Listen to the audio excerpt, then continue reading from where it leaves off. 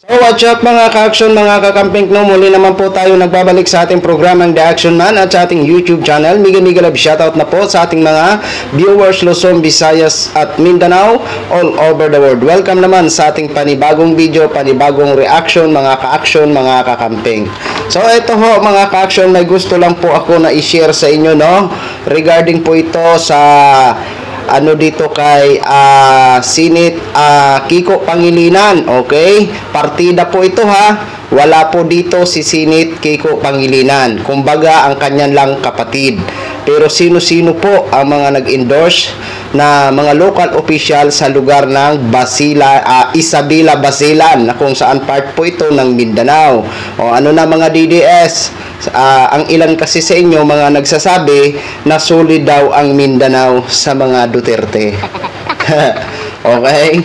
O, ilan sa mga DDS ha, kapag nagko-comment, ang Mindanao daw ay solid sa mga Duterte.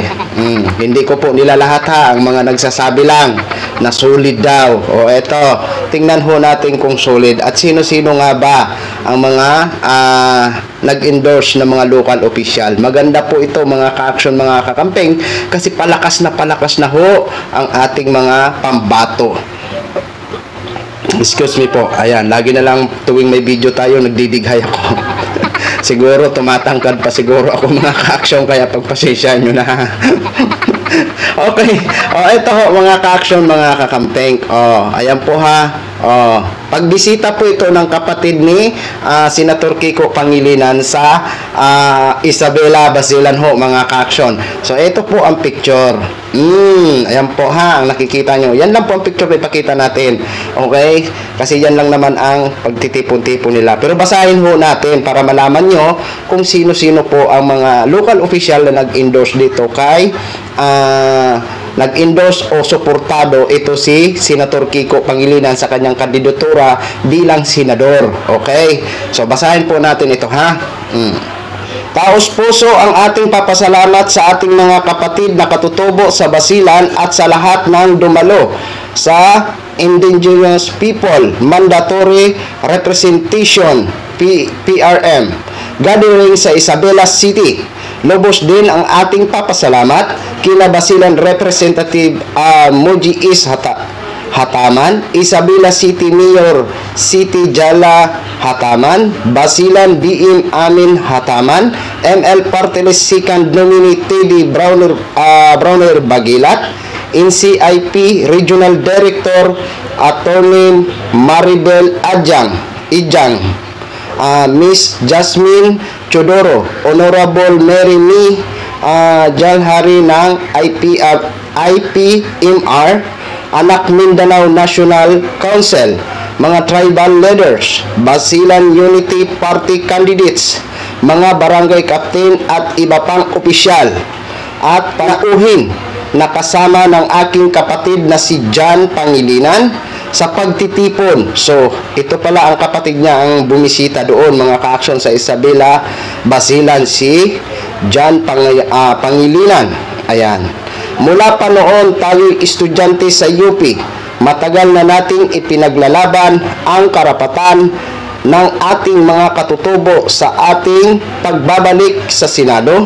Patuloy nating isusulong ang mga batas at programang nagbibigay halaga sa kanilang mga karapatan mula sa edukasyon at serbisyong pangkalusugan hanggang sa mas eksklusibong representasyon at seguridad sa kanilang lupang ninuno. Yun po yun mga ka-action, mga kakamping. Okay? Napakaganda po mga ka-action, mga kakamping ha. Kahit wala man si Senator Kiko Pangilinan na tumatakbo bilang senador, pero iyan po ang mga local official na gusto siyang suportahan.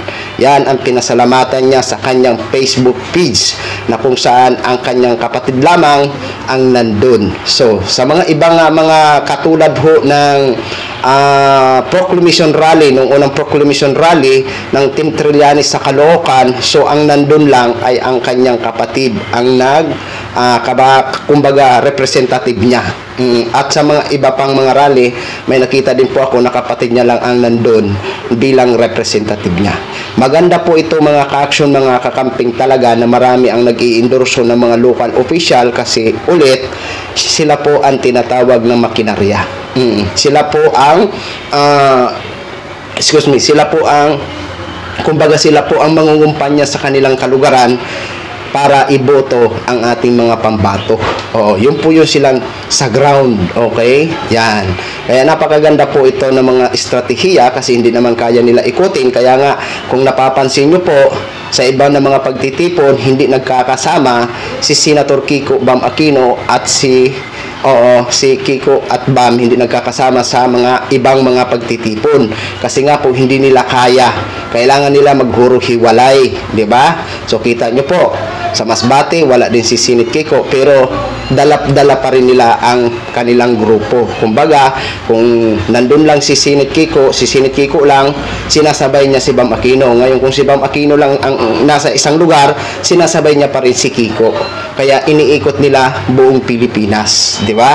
At napakaganda po ito na mga nakikita ho natin kasi yun nga sa huling survey is pumasok na ho ang ating pambato. Okay?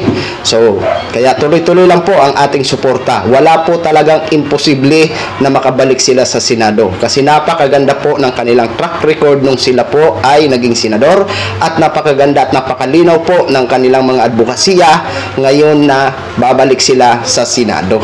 Kaya sa mga DDS na nagsasabi na sulit ang Mindanao, ewan ko na lang.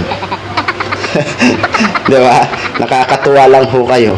Pero kung kiniklaim nyo yan, hala sige, i-claim nyo lang. Pagbigyan ho namin kayo. Diba? Okay, yan lang po mga ka-action, mga kakamping no. Share ko lang ho sa inyo.